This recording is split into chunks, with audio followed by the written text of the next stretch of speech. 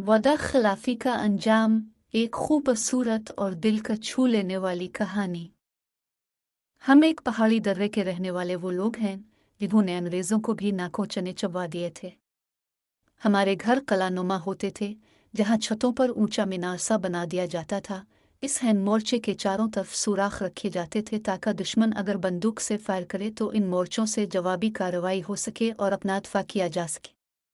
हमारे यहाँ अदावतें नस्ल दर नस्ल चलती थीं, मगर मुहिब खान कहा करता था, रोशन जान काश हम इस इलाके में पैदा न हुए होते कि जहाँ भाई भाई के लहू का प्यासा हो जाता है और जरा सी बात पर मोर्चों से बंदूकें आग उगलने लगती हैं। दुश्मन को मुआफ करना हमारी लुगत में नहीं था। जिन दिनों में गांव के मदरसे में पढ़ती थी, मुहिब खान भी वहाँ करीब ही लड़कों के मदरसे में पढ़ता था। छुट्टी के वक्त हम इकट्ठे कुछ रास्ता तय करते थे। ये हमारा बचपन था। वक्त के साथ साथ ये दोस्ती प्यार और मोहब्बत के रिश्ते में बदल गई। हम दोनों इस बात से बेपरवाह थे कि हमारे बड़ों के दरमियान तनाज़ों ने कितनी गहरी दुश्मनी की सूरत इख्तियार कर ली है।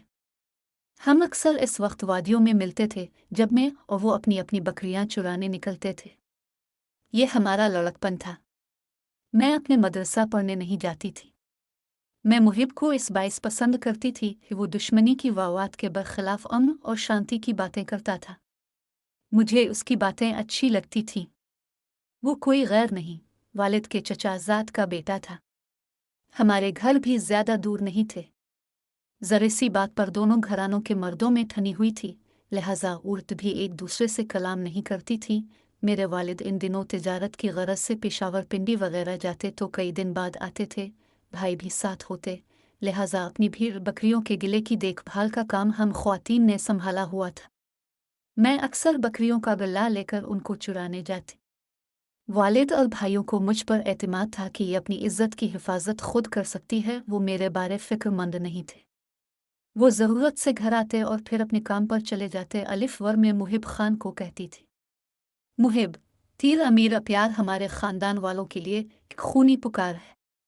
कहीं हमारी वजह से बंदूकें न चल जाएं। जूत शमनी होने के बावजूद अभी तक खामोश थी। वो तब हाथ अलिफाटे कुर्दाया करता, खादी ना करे, हमारा भेद खुलने से पहले ही जिरगे में सुलह की बात तय हो जाए।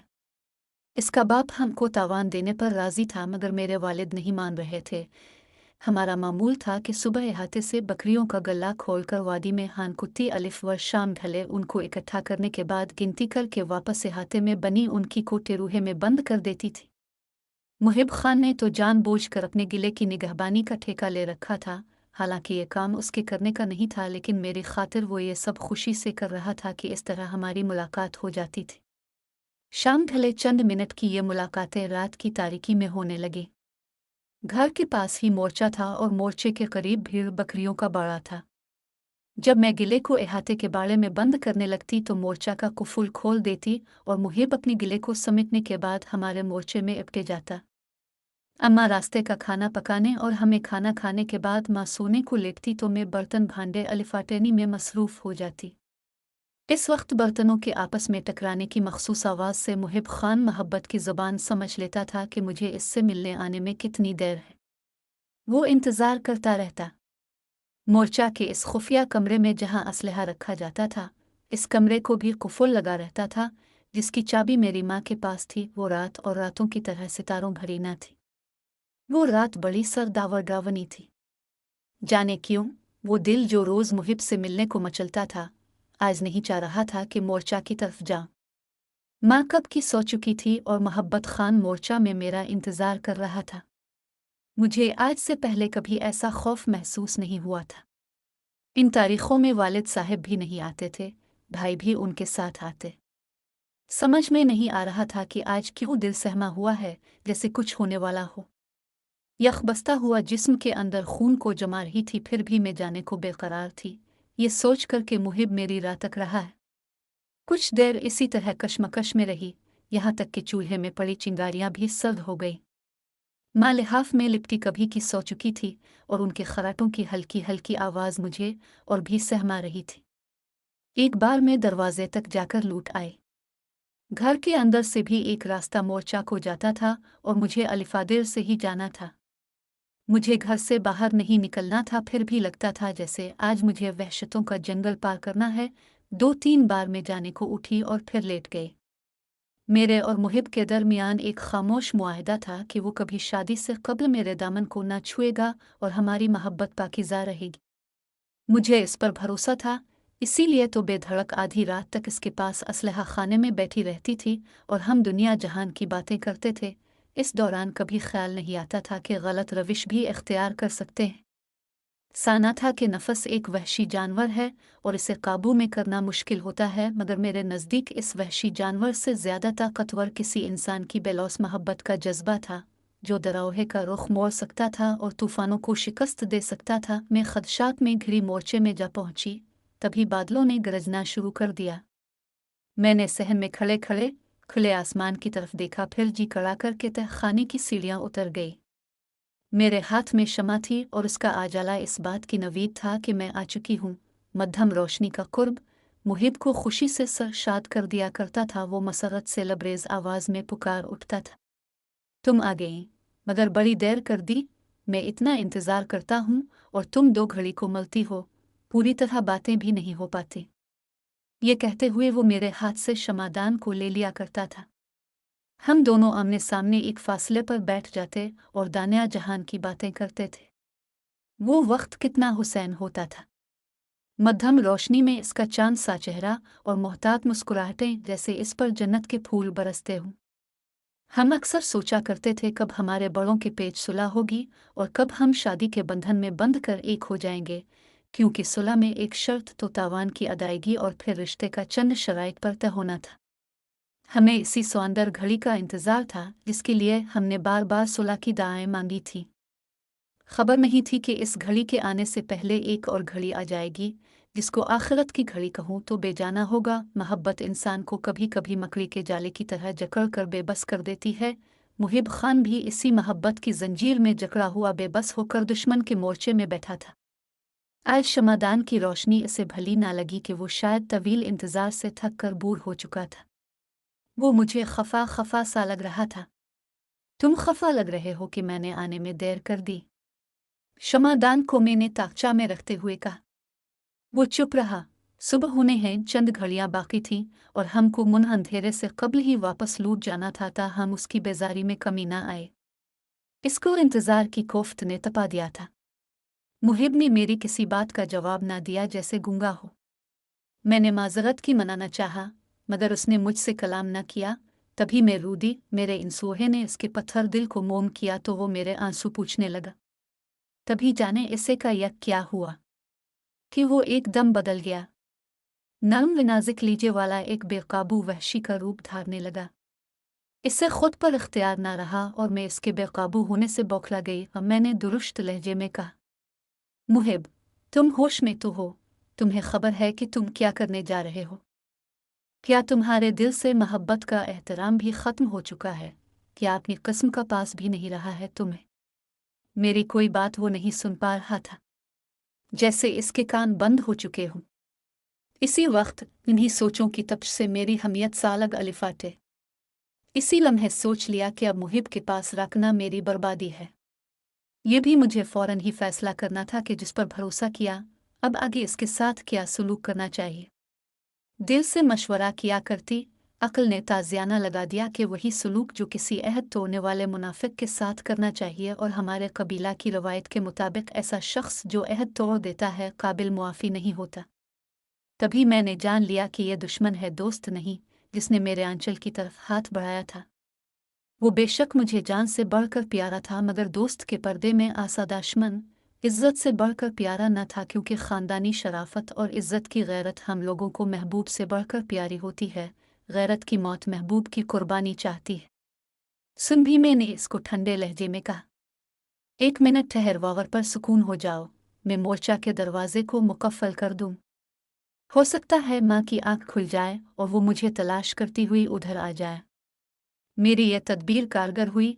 गालिबन जज्बात के तूफान ने उसकी अक्ल के तमाम चिराग बुझा दिए थे। वो कुछ शांत हो गया और वहां बैठकर मेरे लूट आने का इंतजार करने लगा। जरा सी मोहलत मिलते ही मैं सीढ़ियां चढ़ती बाहर निकल आई और ऊपर आते ही पहले असलहा खाने का दरवाज़ा मुकफ़्फ़ल किया। इसके बाद मोर्चे से बाहर निकलकर इसके बैरूनी दरवाजे पर ताला डाल दिया और कांपती हुई जमीन पर पांव जिमती अपने घर के सहन में पहुंची, जहां लकड़ी का तख्त पड़ा था। मैं चंद लहजा इस पर बैठकर अपने हवास दुरुस्त करने लगी। तभी बारिश ने मुझे भिगो दिया और मैं कमरे में चली गई। माँ तूफान 12 से बेखबर अभी तक गहरी नींद सो रही थी। इसे ना तो मेरे जाने की खबर हुई और ना लूट आने की। मुझे शाल में डांसेस लग रही थी। बिस्तर पर मैं डूब गई। आज नींद कैसे आ सकती थी कि मेरा अजीज अनजान इंतजार की घड़ियां गिन रहा था और मैं इसे आज़ाद नहीं कर सकती थी, क्योंकि इसने मेरे भरोसे को तोड़ा था और अब मेरा एतबार इस पर से उठ गया था। मीर अलिफ इरादा अब इसे सुबह अजान के वक्त आज़ाद करने का था। इस वक्त शब के आखिरी पहर की चंद घड़ियां कैद में रहकर गुजारनी थी। सोच रही थी कि सुबह सादिक के होते हैं जाकर कुफुल खोल दूंगी और इसे असलहा खाने से रिहाई दिला दूंगी। उस वक्त तो वापस जाने में खतरा था। वो गुस्से में जाने मुझसे क्या सलूक करने वाला था। मैंने तभी यह फैसला किया कि कुछ देर बिस्तर में डुबकी रहूं, यहाँ तक कि अजान हो जाए। अजान होने और सुबह की सफेदी फैलने हैं में चंद मिनट की देर थी। अजान हो गई और मैं मोर्चे की तरफ जाने के बारे इरादा बांध कर रह गई। उन्हीं सोचों में फजर की नमाज का वक्त हो गया। माँ इस वक्त अलिफाटे जाती थी, नमाज पढ़कर बावर्ची खाने में नाश्ता बनाने का काम शुरू कर देती थी। तभी मैं भी नमाज पढ़कर किचन के काम में उनका हाथ बटाने पहुंच जाती थी। इसके बाद मैं अपने गिले को बकरियों के बाड़े से निकाल कर वादी में ले जाती। माँ ने आवाज दी। मैं सोच के समंदर से निकल आई। आज काम में जी नहीं लग रहा था। सार उदयान तो असलहा खाने की तरफ था। ये मेरे गुमान में न था कि इस वक्त जबकि रात तूफान 12 था, वालिद साहिब ट्रक लेकर आ जाएंगे। उनको 2 रोज बाद आना था। जाने वो किस जरूरत के तहत आ गए थे। जब ट्रक रुकने की आवाज सानी मीर अदम ही निकल गया। सोचा अब मेरी और मुहिब की मौत यकीनी है। वालिद साहिब हमेशा दिन को आते थे, क्योंकि इन दिनों पहाड़ी रास्ते बहुत दुश्वार गुजार थे और रात को ट्रक पर सफर नहीं करते थे। जाने कैसे वालिद साहिब आज सुबह ही आ गए, जबकि मैंने सोच रखा था जब बाड़े से रिवर निकालूंगी तो मोर्चे का ताला खोल दूंगी और मुहिब खान बाहर आ जाएगा। गिरचा ये काम मुझे सुबह मुनहंधेरे करना चाहिए था, लेकिन माँ के पुकारने पर मैं उनके पास चली गई और ये सुनहरी मौका खो दिया। वालिद साहिब का ध्यान उसी वक्त असलहे की तरफ जाता जब उन्हें असलहा लेना होता था, मगर मुझे चाबियां तक वहां रखने का मौका ना मिला कि जहां से मैंने उठाई थी। मोर्चे के बैरूनी दर का कुफुल जो खोलना था। चाबियां मेरे पास थीं और चाहते हुए भी घर से कदम ना निकाल सकी। सूरज अब निकल आया था। आजाला फैल गया था। वालिद साहिब माँ से कह रहे थे कि देर हो रही है, मुझे नाश्ता दे दो तो मैं गोदाम से असलहा निकाल कर जाऊंगा।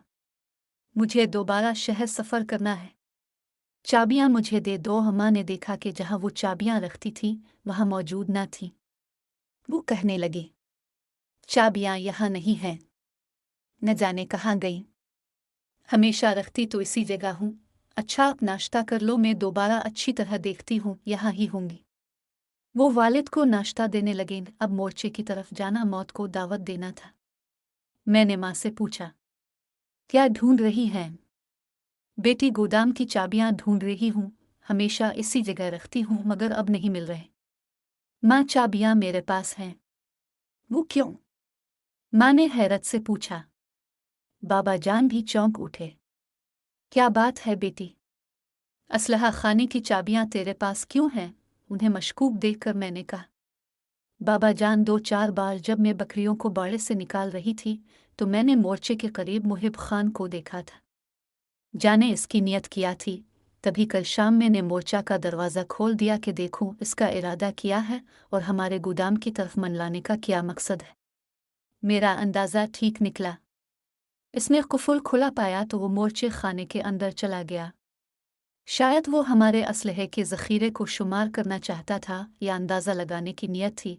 मैं बाड़े में छपकर उसकी निगरानी कर रही थी। जो नहीं वो सीढ़ियाँ उतरकर ज़मीन दोज़ गोदाम में गया। मैंने दौड़कर दरवाज़ा बंद किया और कुफुल लगा दिया। वो अब हमारे असलहा खाने में कैद है।